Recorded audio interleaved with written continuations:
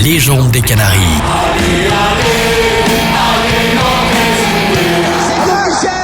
Le Football Club de Nantes est champion de France.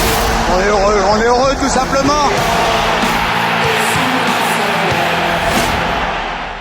Bonjour à tous, c'est Julien.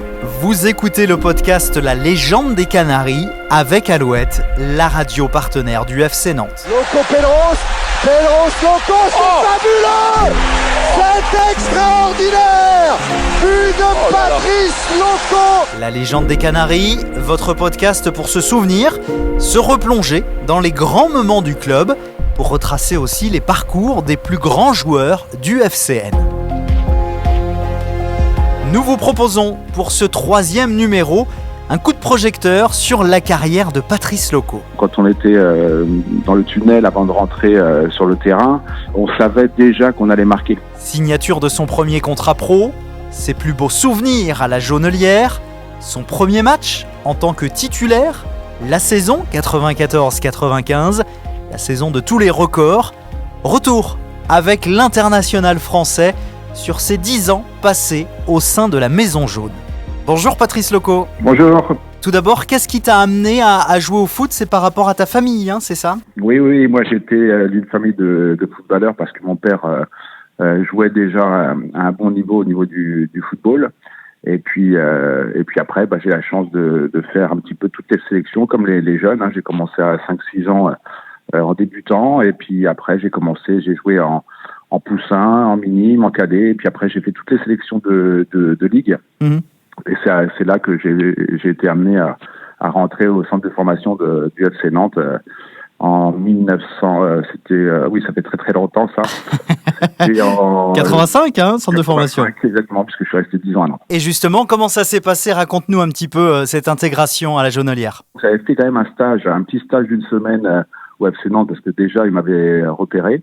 Et puis, j'avais aimé l'ambiance du centre de formation. Chaque joueur avait sa chambre. Les terrains étaient magnifiques. La Jaunelière avec un grand domaine. Donc ça m'avait beaucoup... j'avais beaucoup aimé ça.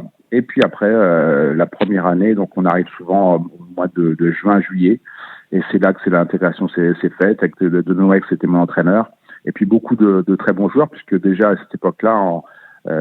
j'avais 14 ans, 15 ans. Il y avait déjà pas mal d'internationaux dans cette équipe du centre de formation. Avec forcément cet objectif de devenir joueur pro. Oui, c'est vrai que quand on arrive au centre de formation, on se dit que ça y est, on est arrivé au plus proche de l'équipe professionnelle du FC Nantes. Donc on a tous un rêve, c'est d'y arriver. Malheureusement, quand j'ai vu la qualité des joueurs qui étaient déjà présents, je me suis dit que ça allait être quand même très difficile. Il y avait Marcel Desailly, il y avait Deschamps déjà qui était là, donc effectivement il y avait déjà du beau monde. Ils étaient un petit peu plus vieux que moi, mais en tout cas je savais que ça allait être difficile. Et puis quand même j'ai gravi les échelons, j'ai commencé à jouer en cadet, puis après j'ai intégré l'équipe de la 3e division du FC Nantes, et là c'est à ce moment-là qu'on commence à toucher un petit peu le monde pro et l'équipe pro. Quelles étaient les valeurs qu'on apprenait au centre de formation à Nantes ? Les valeurs, c'était toujours un esprit d'équipe, ça c'était très important. Le collectif nantais existait déjà au niveau du centre de formation. C'est pour ça que l'intégration dans l'équipe pro se faisait quand même tout naturellement, puisqu'on était tous toujours habitués à jouer des matchs très collectivement, avec de l'exécution, au niveau de l'exécution, au niveau des passes, au niveau des déplacements. C'était toujours des choses qu'on apprenait au plus haut niveau déjà en étant dans les plus jeunes. Et puis quand on arrivait en pro, c'est exactement pareil. C'est pour ça que certains joueurs professionnels qui arrivaient dans d'autres clubs avaient du mal à s'intégrer dans cette équipe, parce que c'était toujours des déplacements rapides et puis il fallait beaucoup courir surtout. Ce fameux jeu à la nantaise, c'est exactement. Ça ? C'est en gros, alors si on veut résumer, c'est de savoir à qui passer le ballon avant de le recevoir. Oui, exactement. Déjà des déplacements, il fallait quand même être intelligent dans le jeu pour pouvoir voir les déplacements de ses partenaires. Et puis effectivement, avant de recevoir le ballon, savoir déjà à qui on allait le donner. C'est pour ça que ce jeu à 3 était très intéressant au niveau du FC Nantes. Et puis moi qui étais aussi attaquant, c'était des phases de jeu d'attaque qui étaient beaucoup fait au niveau des entraînements. Et du coup, beaucoup de travail derrière tout ça. Oui, beaucoup de travail dans les entraînements, mais il faut dire aussi qu'on était tous scolarisés aussi au sein du FC Nantes.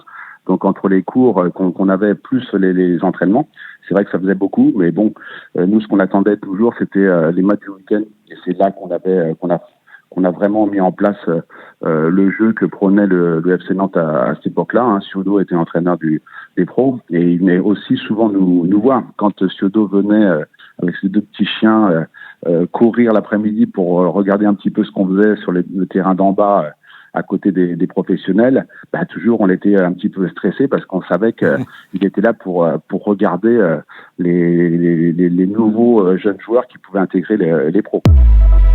Vous écoutez le podcast La Légende des Canaries, et pour ce 3e numéro, coup de projecteur sur la carrière de Patrice Loco. Patrice Loco qui se souvient très bien de la signature de son premier contrat pro au FC Nantes. Oui, c'est vrai qu'on est toujours très très content de pouvoir enfin signer pro au bout de 3 années au FC Nantes. Mais surtout, ce qu'on attend, c'est de jouer son premier match, parce qu'effectivement, on fait des matchs amicaux avec les professionnels.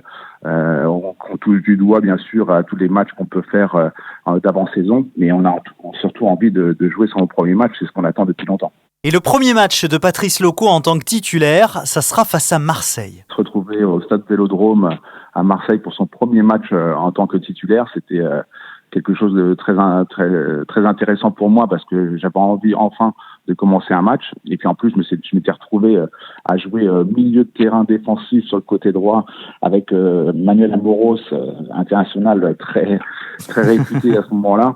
Et ça avait été difficile pour moi, mais je m'en étais bien sorti. Donc c'est vrai que c'est un moment fort. Le Vélodrome, c'est toujours un stade où on aime jouer, et surtout à cette époque-là, l'OM était une grosse équipe. Forcément, quand on parle de Patrice Loco, on parle forcément de cette saison 94-95 au FC Nantes, leader de la 5e à la 38e journée. Raconte-nous un petit peu cette saison magique. Comment toi tu l'as vécue de l'intérieur? C'est une saison effectivement où on a pu commencer tous les matchs, surtout des saisons où on avait quand même à ce moment-là une force au niveau du jeu. On savait qu'on était une jeune équipe, mais on avait tout à prouver. Et je pense que c'est le collectif, c'est l'envie de ces jeunes joueurs qui connaissaient pas trop le haut niveau. Puisque moi, j'avais commencé à jouer déjà avec Jean-Michel Ferry, avec Japet Endoram, mais après, tous les autres joueurs, comme Reynald Pedros, Nicolas Wedek, Stéphane Ziani, tous ces jeunes joueurs, ils s'entraînaient avec nous, mais ils ne participaient pas au match avant. Donc, c'est vrai que c'est la première fois qu'une jeune équipe pouvait jouer au plus haut niveau. Jean-Claude Ciodo était revenu au club. Il avait confiance en ce groupe, en ce jeune groupe.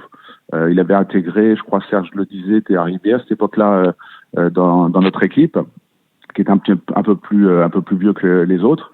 Et puis la saison s'est bien passée. On a tout de suite fait de bons résultats. Et puis surtout qu'au niveau du jeu, c'était vraiment quelque chose de très intéressant, puisqu'on arrivait à faire ce qu'on pouvait faire à l'entraînement le mieux possible sur le terrain. Et ça, c'était quelque chose qui était super intéressant pour nous.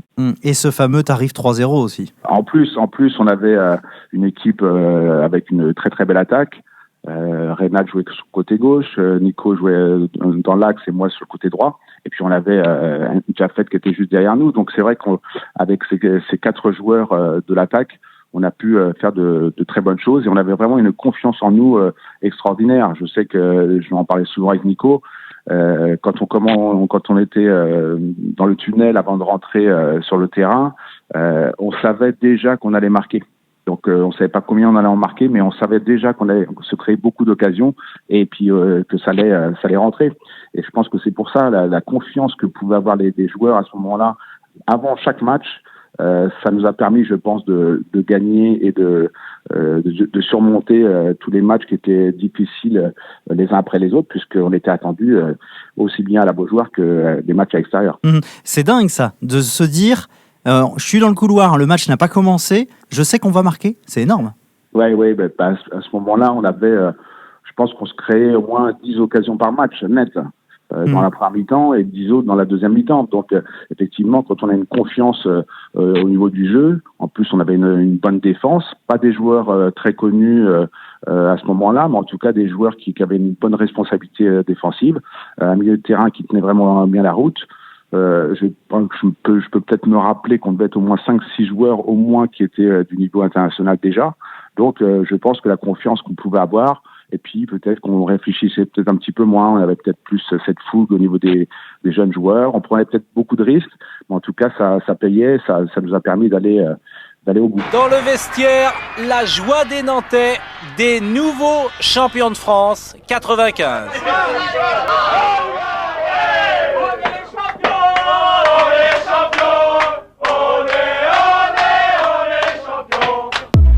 Patrice, tu as inscrit beaucoup de buts dans ta carrière.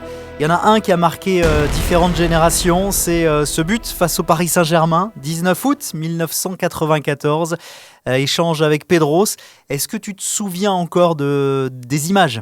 Oui, c'est un but que je me rappelle et qu'on voit beaucoup maintenant à la télé ou sur les réseaux. Je crois qu'il a duré 7 ou 8 secondes au moment de la touche de Benoît Coé, qu'il a donné à Reynal, et puis on arrive à se la passer en faisant 1-2 avec le ballon qui ne touche même pas terre.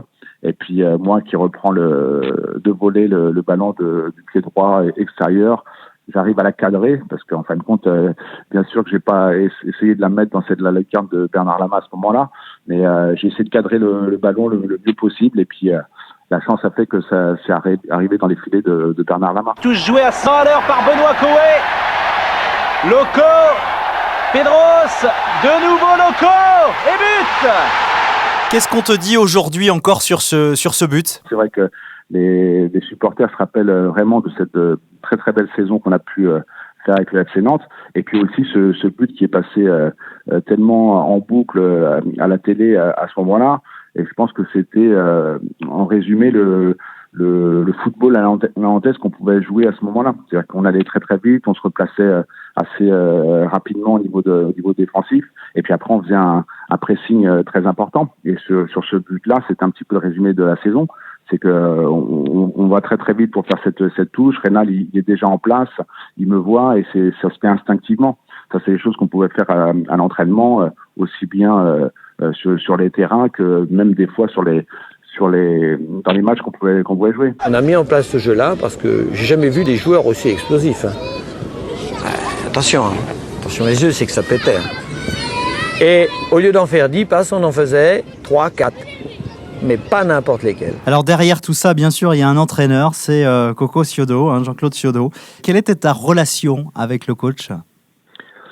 C'était un entraîneur qu'on aimait écouter. C'est vrai que quand on était sur le terrain, surtout aux entraînements, il connaissait tout le football, bien sûr, et puis il savait comment déstabiliser des défenses, il savait comment faire jouer son équipe pour que le jeu soit plus fluide, que les partenaires puissent se voir plus facilement.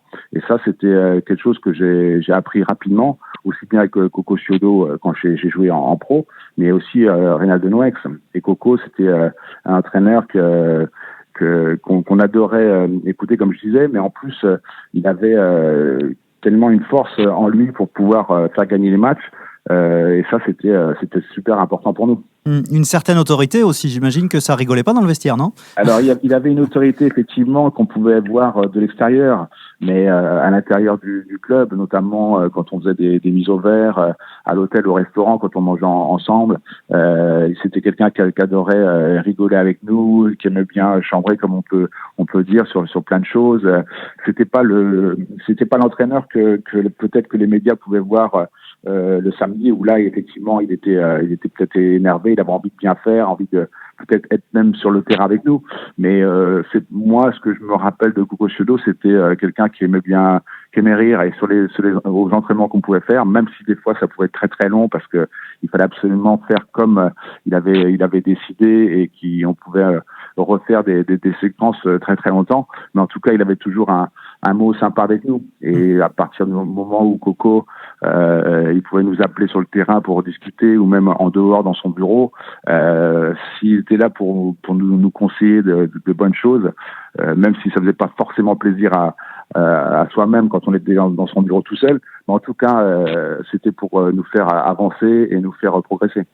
Avec une vision du jeu bien précise. Oui, c'est vrai que l'entraîneur est là pour guider ses joueurs. On n'a pas la même façon de jouer selon les postes. On n'a pas tous le même caractère. C'est vrai qu'on s'entendait tous bien les joueurs à ce moment-là, mais chacun avec son caractère. Reynal avait le sien, Nicolas Wedek aussi, puisque c'était un buteur. Moi, je jouais sur le côté, donc on avait et Jafet Endoram peut-être un petit peu plus posé. Donc effectivement, chaque joueur avait sa façon d'être, sa façon de jouer, mais en tout cas dans le collectif, on s'y retrouvait, et c'était ça le plus important à ce moment-là.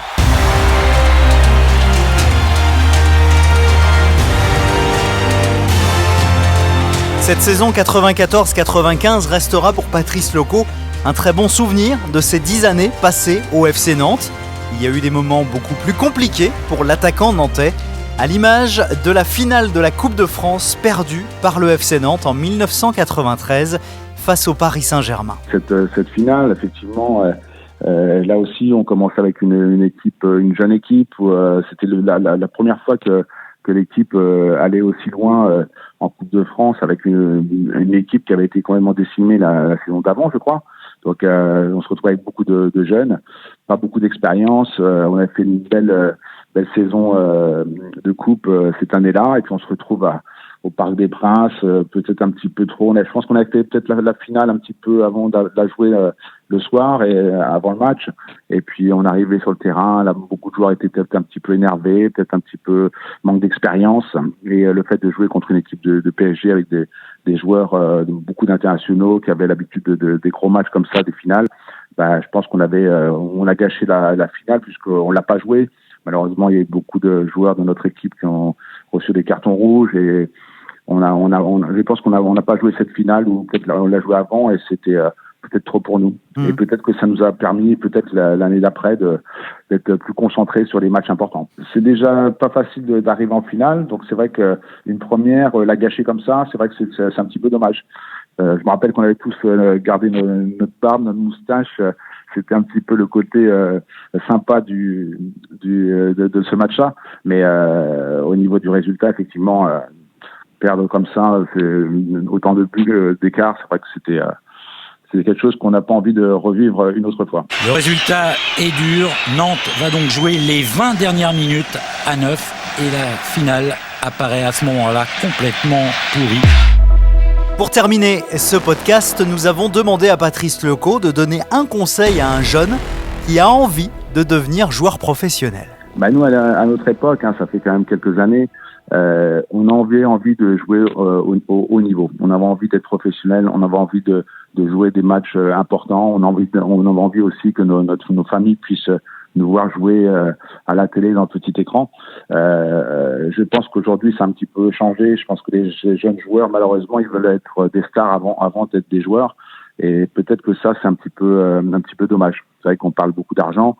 Il y en avait aussi à notre époque, mais on avait envie de jouer au football et de faire une belle saison, d'avoir un beau palmarès. Et je pense qu'au jour d'aujourd'hui, les jeunes joueurs veulent déjà à 15-16 ans être des stars avant d'être déjà des joueurs professionnels et de signer un bon contrat. Donc voilà, c'est un petit peu dommage. Merci 1000 fois. En tout cas, c'était un plaisir de t'avoir. C'est gentil. Merci. À bientôt. Beaucoup. Au revoir. À bientôt.